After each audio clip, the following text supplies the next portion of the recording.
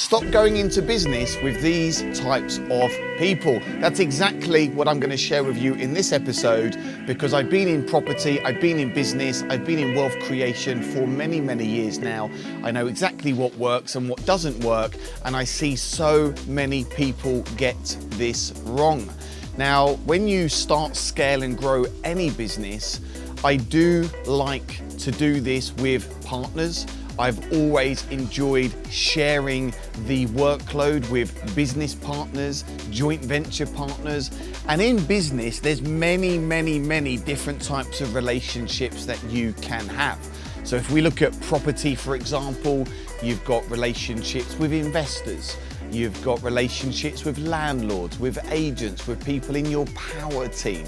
And one of the ways in which you can really start, scale and grow something extraordinary is when you find great joint venture partners or business partners. And there is actually a difference between the two. I would consider a business partner somebody that has the shares in the company with you. So perhaps you're a 50% shareholder, they're a 50% shareholder, and you are both directors on the business. And you are both responsible for the running of that organization, and you have got split roles within the company. You both bring equal value.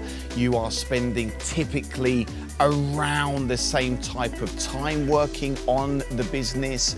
And that is really what I would call a business partnership. On the other side, you have what's called a joint venture partner. And this is where you can do a joint venture with somebody. You can launch a product or a service or an idea.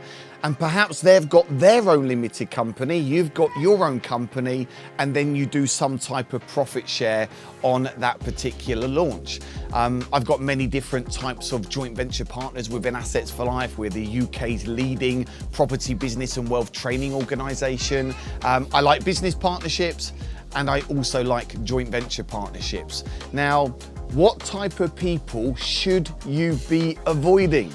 Well, number one, you should avoid people that are very similar to you.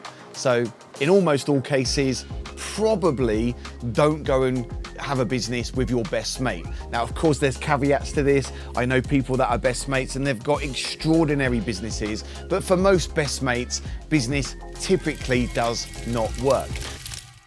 Wow, it's really sunny. I'm just gonna put my glasses on. Working with your best mate may not be the best option, and I would tread very carefully if you're thinking of setting up a company with your best mate. Another person to avoid potentially is a family member. And again, there are caveats to this. Many people, family members, they got great business together, but I've seen business really get in the way of many relationships in family. And if it affects your relationship, then all of a sudden, everybody else is involved, everybody else, right? Now, I actually do have my brother, Austin, who works for me, and we've had a couple of things over the years, and he's not been happy with some of the decisions, and then he might go and call my mum, and then I've got my mum telling me what I can and can't do in my business. We're all cool, but even just employing a family member, let alone actually having a business together, this can cause a lot of disruption. So be very careful of family members.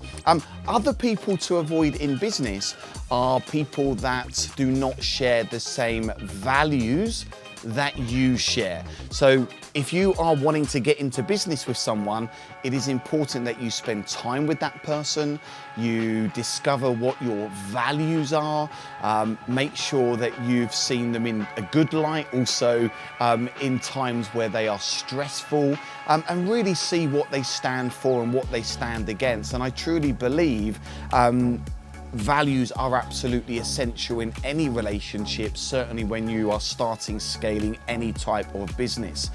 Another good thing to make sure is that your vision is aligned. because when you go into a business, you're typically going in for the long term, for the next 5, 10, 15, 20, 30 years. So what is the ultimate vision? And you really want your vision to also be aligned. You definitely want to avoid lazy people. Yes, there are some people that they expect it all done for them. They're not willing to go above and beyond. Look, the bottom line is business can be difficult. You need to make sacrifices. You need to dig deep. You need to put in the hours when that is needed. And you know what? The reality is not everybody has what it takes. That is the reality. And some people just don't have the drive, they procrastinate, and they are lazy, and they want the work done for them. And what you don't want to be in, you're doing 90% of the work, they're only doing 10, they're then getting paid 50% of the profit, and then that's going to build up a lot of resentment within yourself. What's also important, this is an absolute must, is avoid negative people. There's a lot of people out there right now that have just got negative beliefs, a negative mindset, glass is half full rather than glass half empty. They give up easily. They're always moaning and groaning and, trying to blame other people. Just avoid these people 100%. You want to be working with positive people, people that are upbeat, people that are going to guide you, support you, and really bring great energy into the business partnership. So really, what do you need to be looking for? Look, for me, you want to work with someone that you like, someone that you trust, someone that you care about. Working with someone, like I mentioned, has the same values and visions that you have, where you're going to support each other, you're going to help each other, and you are both bringing different value to that business or joint venture partnership. This is really important because when you're bringing different value, you both make a win-win situation from the business that you are doing. And always be there to support somebody, guide them through that process, allow that person to make mistakes, allow that person to share their ideas.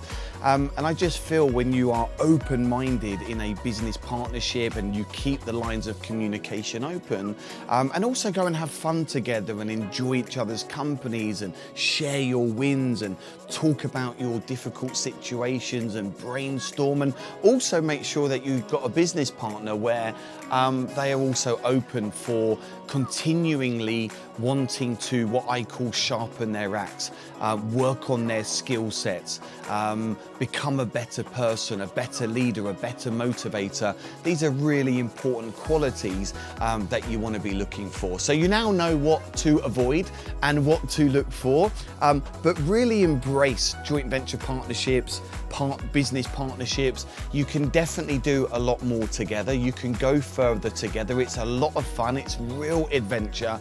I love property. I love business. I love entrepreneurship.